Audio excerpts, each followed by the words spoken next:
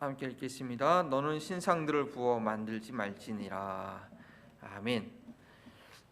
미국의 그 젊은이들 문화 중에서 프로포즈하는 게 되게 많이 이렇게 되게 중요하죠. 젊은 사람들 결혼하기 전에 이제 프로포즈를 하는데, 다 결혼 이미 할 관계라도 꼭 프로포즈를 아주 멋지게 어떻게 하느냐 좀 달라집니다. 또 그럴 것이 이제 뭐 몇 년간 오랫동안 연애하다가 연애할 때는 모르죠. 아직은 이 사람하고 내 같이 살 사람인지 아닌지, 또 좋은 사람이 나타나가지고 이제 어떻게 될지 좀 불안불안하잖아요. 뭐 여자 편이 그러든지 뭐 남자 편이 그러든지. 그런데 이제 내가 당신과 언약을 맺겠습니다. 평생 함께 하겠습니다 하는 그런 결단은 하는 순간, 그 순간이 상당히 떨리고, 뭐 결혼식도 마찬가지지만 그 하기로 한 프로포즈하는 시간이 참 의미가 있겠죠. 젊은이들한테 그동안의 모든 다투면서 이렇게 이렇게 갔다 왔다 했던 그런 것을 이제는 끝내고 이제 함께 하겠다라는 그런 결단이죠. 마찬가지로 오늘 하나님께서 내가 친히 너와 언약을 세우겠다라고 하는 말씀이 나옵니다. 친히 언약을 세우겠다. 10절이죠. 여호와께서 이르시되 보라 내가 언약을 세우리니 말씀합니다. 사실 이 상황이 처음은 아닙니다. 출애굽기 24장에 보면 이제 모세와 온 회중들이 하나님의 음성을 직접 듣죠. 십계명의 내용을 직접 듣고, 그 다음에 백성들이 두려워하니까 모세만 여러 가지 그 이후에 십계명을 이제 적용하시는 자세한 디테일한 내용을 모세가 혼자 듣고, 또 그것을 모세가 백성에게 다 이제 설명한 이후에 이제 모세가 직접 수도로 해서 피를 뿌리면서 그 글을 적고 피를 뿌리면서 언약을 사실은 맺습니다. 언약을 맺는데, 그러고 나서 이제 뭐 그 앞에서 먹고 마시고 하고, 이제 모세가 더 중요한 하나님의 임재를 위한 성막에 대한 것을 받으러 가는 사이에 이 백성들이 언약을 깨버렸단 말이에요. 그러니까 이번에는 하나님이 직접 나서셔서 뭐 그전 거를 뭐 약혼식이나 아니면 프로포즈라고 한다고 한다면, 이번 진짜 이제 언약을 하는 거예요. 하나님 직접 나서셔서 내가 언약을 맺겠다. 모세가 중재하는 것이 아니라 내가 친히 언약을 맺겠다고 지금 이렇게 말씀하고 계시는 것입니다. 그래서 그 언약을 맺는 과정은 첫 번째하고 좀 비슷하죠. 34장 1절부터 쭉 보면 아무도 올라오지 말게 하라, 주변을 정결하게 하라. 처음에도 뭐 그런 비슷한 상황이었습니다. 그리고 나서 이제 다른 점이 뭐냐면, 이제 언약을 맺을 때 하나님께서 직접 나오셔서 여호와의 이름을 선포하십니다. 너희가 나와 언약을 내가 어떤 사람인데 너와 언약 맺기 원한다라고 그렇게 하면서 이제 내용을 시작하죠. 그래서 이 본문 말씀을 통해서 저희가 좀 마음에 기억해야 될 것은, 하나님하고만 언약을 맺는 삶이 얼마나 중요한가를 저희가 오늘 쭉 하나님께서 언약을 직접 체결하는 그런 내용을 보면서, 우리가 이 땅에 살면서 여러 가지 약속을 맺을 수 있고 누군가 약속도 하고 하지만, 가장 중요한 것은 하나님하고만 언약을 맺는 것입니다. 그 어떤 다른 것과도 비교할 수 없는 그런 언약을 우리가 하나님 앞에 잘 갖고 있어야 된다는 것이죠. 그리고 그 하나님과의 언약을 깨트리는 그런 요소들이 무엇인지 우리가 알고 분별하고 끊어낼 수 있는 그런 지혜가 있어야 됩니다. 자, 하나님께서 이제 언약을 맺기 시작하는 그런 내용을 좀 한번 봅니다. 이제 5절에 그런 내용이 나오죠. 여호와께서 구름 가운데서 강림하사 그와 함께 거기 서서 여호와의 이름을 선포하실세. 하나님의 이름을 선포하시는데, 뭐 어제도 하나님의 이름, 은혜를 베풀 자에게 은혜를 베풀고 긍휼히 여길 자에게 긍휼을 베푸시는 그런 하나님에 관해서 소개해 주셨는데, 다시 한번 얘기하십니다. 두 가지로 나눠서 얘기하고 있는 것을 볼 수 있습니다. 6절에는 하나님의 속성입니다. 너와 언약을 맺기 원하는 내가 누구인지 너희는 바로 알아야 되는데, 여호와라 여호와라 자비롭고 은혜롭고 노하기를 더디하고 인자와 진실이 많은 하나님이다. 하나님께서 많은 참으시고 은혜롭고 우리의 죄를 용서해 주시는 하나님에 관해서 우리가 잊을 때가 많이 있습니다.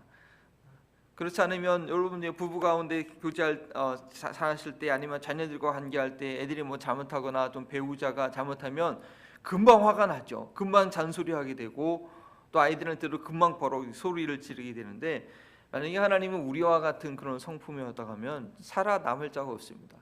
맨날 혼나죠. 맨날 일 생기고요. 맨날 어려움이 있습니다. 그러나 우리 하나님께서 노하기를 더디하시기 때문에, 자비롭고 은혜로우시기 때문에 나 한 사람에 대해서 또 한 민족에 대해서 온 인류에 대해서 오래 참으시는 것입니다. 오래 기다리시는 것입니다. 제가 미국 여행 처음 왔을 때, 대학교 졸업하고 처음 왔을 때 LA에서 이제 그랜드 캐년을 가기 위해서 이제 대형 버스를 타고 학생들하고 이제 가는데, 아침에 출발했거든요. 아침에 출발하고 떠날 때 보니까 막 사막을 달리더라고요. 그래서 눈을 이제 잠들고 깜빡하고 거의 이제 오후 3시 정도, 거의 이제 눈을 봤는데도 아직까지 사막이에요. 와, 그걸 보면서 제가 뭘 느꼈냐면, 처음에 하나님의 인자하심, 하나님의 인내, 사막이 그렇게 끝없이 펼쳐지는 것을 좀 보면서 하나님의 인내를 이게 시청각적으로, 시각적으로 느껴질 수 있겠더라고요. 그래서 하나님께서 우리를 향한 인내와 자비하심은 정말 끝이 없다는 것입니다. 그래서 우리가 그런 하나님과 언약을 맺을 수 있다는 게 참으로 감사한 것입니다. 그렇지 않고 내가 뭔가 좀 잘못하면 그냥 하나님께서 일방적으로 깨버리시고, 그러면 저희가 어떻게 견딥니까? 근데 오래 참으시고 기다려주시고 노하기를 더디하시는 우리 하나님께서 나와 언약을 맺겠다고 지금 그렇게 하시는 것입니다. 그리고 또한 잊지 말아야 될 것이 진실이 많은 하나님이십니다. 인자와 진실이 많은 하나님. 그렇기 때문에 7절에 그런 하나님께서 어떻게 행하시냐, 인자를 천대까지 베풀고, 노하기를 더디하시니까요, 인자가 많으시니까요. 그리고 악과 과실과 죄를 용서하시리라. 그러나 진실하신 진리의 하나님이시기 때문에 별을 면제하지 아니하고 아버지 악행을 자손 3, 4대까지 보응하리라라는 말씀을 합니다. 이전에 달라스에서 사역할 때, 어르신들 사역할 때 이제 80대신 이제 권사님이 심각하게 와서 이제 물어본 거예요. 목사님, 제가 늘 이 말씀 때문에 마음에 걸립니다. 하나님께서 아버지 악향을 3, 4대까지 보응하신다고 했는데, 우리 할아버지, 우리 선조도 3대 보면 그때 얼마나 많은 우상 숭배하고 했습니까? 그래서 그것 때문에 지금까지 제가 이렇게 하나님 앞에 벌을 받는 것 같습니다. 이렇게 심각하게 예시하시는 것 같아가지고 제가 이거 뭐 어떻게 대답해야 되나. 그래서 아니 권사님, 그거 말고요, 그 바로 앞 구절을 보세요. 1000대까지 베푸신다고, 인자를 1000대까지 베푸신다고 하지 않았습니까? 아니 지금 부모님이 아무리 그럴지라도 지금 권사님이 믿음 가운데 잘 살고 계시면 다 용서하시고 1000대까지 은혜를 베풀어 주시는 거니까 염려하지 마시라고. 이거는 좀 하나님이 어떤 분이신가 좀 이렇게 대조적으로 보여주시는 거지, 거기에 매여 있을 필요 없다고라고 그때는 그렇게 설명드렸는데, 지금 또 제가 이렇게 말씀 묵상하면서 드는 생각은, 이것을 어떠한 3세대까지 보응하신다라는 것을 부정적으로만 볼 필요 없어요. 징계하신다는 거죠. 징계는 필요합니다. 징계는 확실하게 필요합니다. 오늘 한두 번 살짝 이렇게 해서는 잊어버리거든요.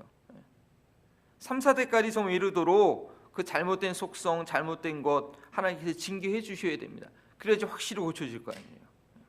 그리고 사실은 그런 것도 있죠. 부모가 잘못한 것에 보면 부모의 영향을 받잖아요. 그래서 하나님께서 뭐 특별히 어떤 심판, 우리가 이 보응이라는 것을 심판의 관점으로 보면 두렵죠. 내가 잘못했는데 하나님께서 나로 혼내시는 것뿐만 아니라 내 자녀까지 혼내시는구나. 내 자녀가 나 때문에 고생하구나. 근데 그렇게 생각하기 쉬운데, 사실은 그 부모의 습성이나 부모가 갖던 모든 그 가치관이나 그런 것들이 자녀들에게 물려지게 되잖아요. 한 집에서 살다 보니까. 그러고 보면 하나님이 심판을 직접 내리시지 않아도 그 잘못된 가치관과 잘못된 삶의 습관 때문에 자녀들도 동일하게 고생을 하거나 아니면 동일하게 하나님께 징계를 받는 것이죠. 그러나 우리가 이 말씀을 볼 때에 그렇게 부정적으로 볼 것이 아니라 1000대까지 은혜를 베풀어 주시지만 무조건 그냥 사랑만 해주시는 것이 아니라 우리를 바르게 세우기 위해서, 바르게 고치기 위해서 확실하게 징계하신다, 확실하게 고쳐주신다. 그 앞구절에 악과 과시와 죄를 용서하리라 그렇게 말씀하셨잖아요. 용서해 주신다. 그러나 확실하게 다뤄주신다. 그런 하나님이에요. 우리가 그런 하나님과 언약을 맺는 게 얼마나 감사합니다. 언약을 맺었는데 이분이 너무 좋으신 분이야. 너무 좋으신 분 해가지고 이분과 약속을 하면은 뭐 이렇게 배신당하는 일도 없고 항상 좋기만 해요. 그럼 사람이 악해가지고요 어떻게 해요? 그 사람 이용해 먹죠. 뭐 어떻게 해든지 다 좋게 해주니까 이용해 먹잖아요. 근데 우리가 하나님을 그렇게 대하면 안 되죠. 그리고 하나님께서 만물의 역임을 받으시는 분도 아니고요. 천대까지 은혜를 베푸시지만 잘못한 거 있으면 확실하게 고쳐주겠다. 확실하게 바로 설 수 있도록 해주겠다. 왜냐? 언약을 맺었기 때문에. 하나님과 언약을 맺었기 때문에. 하나님과 언약을 맺지 않으면요 그런 은혜를 경험하지도 못하고 또 잘못된 것이 고쳐지지도 않습니다.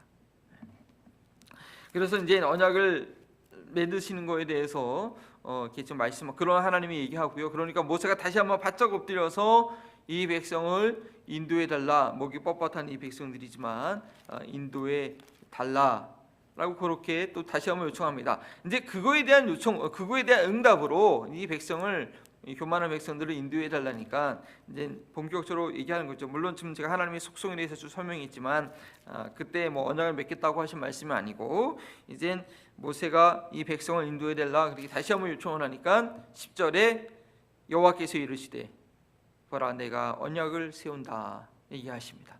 그러면서 쭉 나오는 말씀이 내가 너희들 앞에서 놀라운 일을 행하겠다. 어느 나라와 민족도 경험하지 못할 일을 경험하게 할 것이다 라고 그렇게 얘기하십니다. 그리고 그렇기 때문에 내가 오늘 내게 명령한 것을 삼가 조심히 지키라고 하면서 지켜야 될 언약의 중요한 내용들을 이제 모세의 돌판에 써주기도 하지만 중요한 프린서플 잊지 말아야 될 것 이것만 지키면 나머지 것들은 잘 지킨데 어려움이 없을 내용들을 쭉 설명해 주시죠. 타락한 인류 가운데 하나님을 거부하고 자신을 하나님처럼 여기고 신이 되려고 하는 그러한 인간의 속성 사탄 마귀에게 속아서 스스로 신이 되려다가 더 흉악하게 변해버리는 그런 인류 문화들 그것 가운데 이제 하나님의 거룩함과 하나님의 온전함을 드러내기 위해서 한 장소를 지정하시고 거기서 하나님이 율법을 주시고 하나님이 임재를 허락하시고 이제 그것을 온 인류 가운데 모델로 보여주실 계획인데 그러기 위해서 타락한 족속 심판이 이미 명해진 족속 하나님께서 400년 동안 참아보시고 기다리셨던 그런 족속이 있었죠. 바로 가나안 땅에 있던 족속입니다. 하나님께서 그들에게도 나름대로 400년간 기회를 주신 거예요. 아직 악이 극악하지 않아서 기다리셨는데 아모리 사람, 가나안 사람, 헷 사람, 브리스 사람, 히위 사람, 여부수 사람을 쫓아내라고 그렇게 말씀하십니다. 쫓아내라고 말씀하십니다. 자, 너는 나와 언약을 맺었다. 나와 계약을 맺은 것이다. 나와 커비넌트를 맺은 것이다. 피의 언약을 맺은 것입니다. 다른 사람들하고 언약을 맺으면 안 됩니다. 근데 이 가나안 땅에 들어가서 이 민족을 완전히 쓸어내지 않으면 이들과 이들의 영향을 받게 됐다는 것이죠. 이들과 언약을 맺기 쉽게 된다는 것입니다. 이스라엘 사람들은 40년간 거의 아직은 나오지 않지만 그래도 오랜 시간 동안 노예 생활을 했었고 또 광야를 지나오는 동안에 얼마나 이렇게 좀 낮은 수준의 문화와 그런 상황이란 말이에요. 노예 생활을 했었죠. 또 광야 생활을 했었죠. 그러나 이 가나안 땅은 토착민으로서 400년 이상 그 악을 행하면서도 번성했던 그런 얼마나 세련되고 얼마나 그 모든 것을 잘 갖춰주고 했던 그런 민족 아닙니까? 그러면 살다 보면 그들의 방식이나 그들에게 영향을 받기가 너무 쉬운 거예요. 그러나 하나님께서는 들어가자마자 그들을 다 쫓아내겠다. 하나님께서 친히 쫓아내겠다고 말씀하시고 12절에 너는 스스로 삼가서 내가 들어가는 땅의 주민과 언약을 세우지 말라. 그것이 너희에게 올무가 된다라고 말씀하십니다. 그래서 보면 근데 그들이 하나님께서는 뭐 왜 친히 나중에 들어가면 이스라엘 백성들이 그들을 쫓아내야 되는 사명도 있지만 처음에 말씀하실 때는 친히 하나님께서 쫓아내 주시는 것입니다. 그리고 이스라엘 백성들은 그 땅에 들어가서 그들과 교제하거나 그들과 언약 맺을 그런 생각 자체를 하지 말아야 되는 거예요. 그렇게 되면 언약을 세우게 되면 어떻게 돼요? 그들에게 미혹을 당한다. 그들이 우상에게 절하고 우상에게 제단을 드리고 그러할 때 너희를 초대하면 너희도 그 제물을 먹을까 염려하는 것이요. 우상 제물을 먹게 되는 것, 그들과 함께 교제를 나누며 그들의 영향권 안에 들어가게 되는 것입니다. 또한 16절에 그들의 딸들을 내 아들들의 아내로 삼음으로 그 딸들이 그들의 신들을 섬길 때 너희 아들, 너희 자녀들도 그 신을 섬기게 되는 그러한 일이 있을까봐 하나님께서 그들과 절대 언약을 맺지 말라고 그렇게 경고하십니다. 하나님께서 우리에게 언약을 주시며 언약을 맺게 하실 때는 배타성의 원리가 있는 것입니다. 내가 너와 언약을 맺겠다. 나는 이런 사람이고 나는 이러한 자이고 하나님은 사람이라고 나는 이러한고 내가 그러한 내가 너희와 언약을 맺기 원한다. 그러니까 그 안에 있는 다른 사람들과 다른 것과는 절대 언약을 맺지 말라. 악한 영향을 받게 된다라는 것이죠. 언약이 참으로 중요합니다. 언약은 내가 무엇을 섬기며 무엇을 의지하며 무엇을 위해서 살 것인가에 대한 그런 선택이며 결단입니다. 하나님께서는 우리를 돌봐주시고 우리를 위하시겠다고 우리를 책임져 주시겠다고 우리와 언약을 맺으셨습니다. 그럴 때 우리의 반응은 무엇인가? 오늘날에 우리가 침례식을 행하고 또 주의 만찬을 하는 것 언약하는 것입니다. 침례를 받을 때 내가 그리스도와 함께 죽고 이제 그리스도와 함께 살겠습니다 라고 하면서 주님을 위한 죽으나 사나 나의 목숨은 나의 삶은 주님을 위한 것입니다. 주님과 동행하며 살고 주님을 위한 주님께 드리는 삶을 살아야 되죠. 그렇지 않으면 어떻게 돼요? 로마서에서 배웠잖아요. 우리가 우리의 몸을 하나님께 드리지 않으면 세상에 드리게 되어지고 세상에 빠지게 되어 있는 것입니다. 그리고 계속 우리가 한 달에 한 번씩 계속해서 또 주의 만찬을 하는 그건 무엇입니까? 주님께서 세우신 언약, 새 언약, 나의 피로, 나의 몸으로 생명을 언약을 우리가 기억하는 거거든요. 내가 너를 위해서 내 피를 흘렸다. 내가 너를 위해서 내 생명을 내어 주었다. 주님께서 나와 맺은 언약을 늘 기억하는 것이거든요. 그래서 이제 내가 주님께 속한 자가 되어서 주님의 뜻대로 살겠다는 우리 삶의 목표와 방향을 잊지 않고 늘 기억하면서 그 언약 가운데 행하시는 것입니다. 그러나 이스라엘 백성들이 이스라엘 역사가 우리에게 보여주듯이 하나님은 신실하게 그렇게 언약을 맺으시고 우리를 향하지만 우리는 그러지 않을 때가 너무 많다라는 것입니다. 하나님의 언약에 충실하지 못하고 우리가 하나님의 언약을 우리가 늘 기억하고 하나님께서 원하시는 뜻이 무엇인가를 늘 마음에 새기고 그것을 집중하지 않으면 그 언약 가운데 한번 언약 맺었으니까 이제 끝 땡 이것이 아니라 하나님과의 관계를 계속 깊이 나아가지 않으면 다른 곳에 미혹받을 수밖에 없습니다. 왜 배우자가 바람을 피우고 불륜에 빠지게 되느냐? 남편과 배우자의 관계가 더 성장하지 않고 더 깊어지지 않으니까 당연히 관심이 다른 데 가게 되는 거예요. 주변 세상에 있는 많은 것들 가운데 자연스럽게 관심이 빠지게 되는 거예요. 나와 언약을 맺은 그 사람에게 내가 집중하고 그 사람을 더 알고 그 관계가 더 계속 성장하지 않으면 자연스럽게 다른 게 빠지게 되는 것이죠. 그래서 우리가 이 하나님 앞에 언약을 충실하게 감당하기 위해서는 예수님을 내가 믿고 있는 나의 구원자 되신 예수님이 누군지를 우리는 더 깊이 더 자세히 알기를 매일 힘써야 되고 나의 삶 가운데 내가 누구를 위해서 누구와 함께 하고 있는가를 늘 돌아볼 수 있어야 됩니다. 내가 과연 무엇을 의지하고 있는가? 하나님을 의지하고 있는가? 예수님을 의지하고 있는가? 아니면 예수님을 알지도 못하고 예수님을 더 이상 배우지도 않고 옛날에 첫사랑에서 더 이상 성장하지도 않고 그냥 믿는다고라고는 하지만 똑같은 그런 자세에 있게 된다면 벌써 우리 마음 가운데는 다른 것을 향해서 다른 것을 더 즐기고 다른 것을 더 의지하는 그런 마음이 조금씩 들어와 있을 수밖에 없는 것이죠. 저희가 기억해야 될 것은 이렇게 인애와 자비가 풍성하신 하나님, 그러나 우리의 죄에 대해서는 용서하시지만 거기서 보응하신 하나님께서 나와 언약을 맺기 원하시고 언약을 맺었다라는 것입니다. 우리가 그 하나님을 알고 그 하나님의 언약 가운데 충실하기를, 그것을 더 풍성히 누리기를 소원해야 됩니다. 하나님께서 맺어주실 그 언약 가운데 누리지 못하면 세상의 영향을, 세상 사람들이 즐기는 그런 영향을 받을 수밖에 없다는 것이죠. 우리가 무엇보다도 이 감사절을 던 주일을 보내면서 그러한 하나님께서, 그런 주님께서 나를 위해서 피와 생명을 내어주시고 나와 언약을 맺으셨다는 것, 그리고 그 언약은 영원한 날에 이르도록 주님께서 변치 않을 나를 지켜주시는 그런 생명의 언약이라는 것. 다른 거 말고 나 자신을 의지하는 것이 아니라 주님께서 일방적으로 맺어주신 그 언약을 의지함으로 어떤 상황에서도 감사하고 승리할 수 있는 저희 모두가 되기를 바랍니다. 기도하시겠습니다.